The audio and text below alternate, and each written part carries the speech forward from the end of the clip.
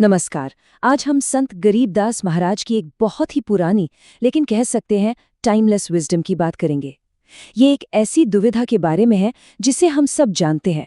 जो हम कहते हैं और जो हम असल में करते हैं उसके बीच का फासला।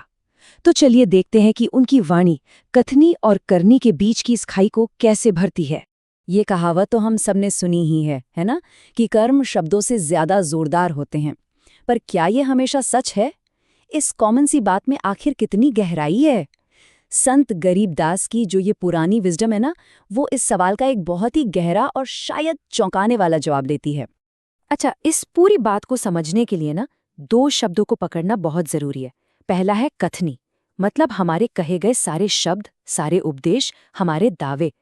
और दूसरा है करनी, यानी हमारे असल काम, हमारा आचरण, वो सब जो हम हकीकत में करते हैं।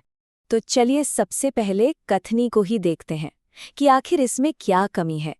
संत गरीबदास बहुत ही पावरफुल तरीके से दिखाते हैं कि बिना कर्म के शब्द कितने खोखले, कितने बेमानी हो सकते हैं। ये एक लाइन है जो बार बार आती है, कथनी के सूर्य घने। इसका मतलब क्या हुआ? मतलब ये कि बोलने वाले शूरवीर तो भाई बहुत हैं। दुनिया ऐसे लोगों से भरी पड़ी है जो बड़ी बड़ी ज्ञान की बातें कर सकते हैं, पर सवाल ये है कि क्या वो उस पर चल भी सकते हैं? अब संत गरीबदास एक बड़ा कमाल का मेटाफर यूज करते हैं। वो कहते हैं सिर्फ शब्द केले के पेड़ जैसे हैं। अब सोचिए, केले का पेड़ ही क्यों? ये कंपैरिजन इतना सटीक क्यों है? क्योंकि केले का तना बाहर से तो देखो कितना मजबूत लगता है, पर अंदर अंदर कोई ठोस लकड़ी नहीं होती, बस परत पर परत। बस यही हाल कथनी का है। बिना करनी के इसमें कोई असली सार नहीं होता, कोई ताकत नहीं होती। ये अंदर से एकदम खोखली है। एक और जबरदस्त मिसाल देखिए। सोचिए, वीरों का मैदान है जहां असली एक्शन की जरूरत है, और वहां एक कायर क्या लेकर आएगा? सिर्फ अपनी बातें, अपनी डींगे। जब असली चुनौती सामने आती है ना, तो खाली शब्द किसी काम नहीं आते। तो अब तक हमने क्या देखा? कथनी और करनी में फर्क क्या है? एक तरफ है कथनी वाला इंसान जो बाहर से तो संत जैसा लग सकता है, पर अंदर से कठोर। और दूसरी तरफ है करनी, जो एक खामोश प्रोसेस है, कोई शोर नहीं मचाती, पर असली सॉलिड नतीजे देती है। तो ठीक है, कथनी के खोखलेपन की बात तो हो गई। अब आते हैं असली चीज पर, यानी करनी की ताकत पर। क्योंकि असल बदलाव तो यहीं से शुरू होता है। एक बहुत ही सिंपल सा पर गहरा सवाल है, बीज बिना वृक्षा कहाँ? मतलब बिना बीज के पेड़ आए कहाँ से सकता है? ये एक अकेली लाइन करनी को हर हकीकत की जड़, उसकी बुनियाद बना देती है। मतलब एकदम साफ है, खोखले शब्दों से अलग, कर्म ही वो असली बीज है जिससे हकीकत का पेड़ उगता है। हर नतीजा, हर आउटकम इसी कर्म के बीज से पैदा होता है, और किसी चीज से नहीं। ओहो, और करनी की ताकत का क्या कमाल का जिक्र है। उसे दामिनी बीज कहा है, यानी बिजली की कड़क। सोचिए, जैसे बिजली एक झटके में कोहरे को चीर देती है, बस वैसे ही करनी की ताकत के सामने कथनी की क्या बिसात है? कुछ भी नहीं। और देखिए, करनी कोई एक झटके का काम नहीं है, ये एक प्रोसेस है। दूध को ही ले लीजिए, मक्खन तो उसमें है, पर उसे पाने के लिए मथना पड़ता है, एक्शन लेना पड़ता है। वो जो मथने का काम है ना, वही करनी है जो दूध में से सार यानी मक्खन निकाल कर लाती है। अब एक मेटाफर आता है जो शायद थोड़ा चौंका दे।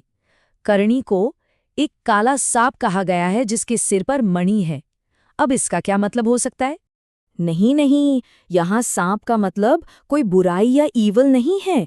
ये एक जबरदस्त सेक्रेड पावर का सिंबल है, जैसे कोई दिव्य मणि की रक्षा कर रहा हो। ये वो ताकत है जिसे देखकर सम्मान भी पैदा होता है और थोड़ा डर भी। करने की पावर इतनी जबरदस्त है कि उसे हल्के में लिया ही नहीं जा सकता। तो सवाल ये उठता है कि कोई सिर्फ बोलने से करने तक कैसे पहुंचे? कथनी और करनी के बीच का ये जो ब्रिज है, वो है क्या? उसे पार कैसे करें? जवाब है एक गाइड में, एक मार्गदर्शक में। साफ कहा गया है, उस रास्ते पर चलो जिस पर सतगुरु यानी सच्चे गुरु खुद चले हों। कोई ऐसा नहीं जो सिर्फ बातें करता हो, बल्कि कोई ऐसा जिसने वो रास्ता सच में जिया हो। तो एक सच्चे गुरु का रोल क्या है? वो बस एक ब्रिज की तरह है, जो इंसान को कथनी के खोखलेपन से निकालकर करनी की असलियत तक ले जाते हैं। वो सिर्फ बताते नहीं, वो अपने जीवन से रास्ता दिखाते हैं। और हाँ, इस रास्ते पे चलने के लिए कुछ गुण भी चाहिए। वाणी में 3 चीजें बताई गई हैं। शील यानी एक अच्छा मजबूत कैरेक्टर, संतोष मतलब कंटेंटमेंट, मन का ठहराव, और विवेक यानी सही गलत को पहचानने की गहरी समझ। इनके बिना करनी का रास्ता अधूरा रह जाता है। तो चलिए अब इस पूरी बातचीत को समेटते हैं और इसके सबसे जरूरी टेकअवे पर आते हैं। इसका सार क्या है? यहाँ पर कथनी और करनी का फर्क एकदम आईने की तरह साफ हो जाता है। एक तरफ कथनी को कहा है दम का मैल, मतलब सांस की गंदगी, और दूसरी तरफ करनी को कहा है निर्मल नीर, यानी क्रिस्टल क्लियर, शुद्ध पानी। एक तरफ मैल है तो दूसरी तरफ अमृत। और आखिर में सबसे बड़ा मकसद क्या है? वाणी कहती है करनी परमानंद है। असली ब्लिस, असली खुशी वो करने में है, सिर्फ कहने में नहीं। तो सीख बिल्कुल साफ है। बोलने वाले शब्दों के धनी तो बहुत मिल जाएंगे, पर असली ट्रांसफॉर्मेशन, असलियत, वो तो कर्मों की खामोश पर पावरफुल भट्टी में ही बनती है। तो ये सदियों पुरानी विजडम आज हमारे लिए एक सवाल छोड़ जाती है।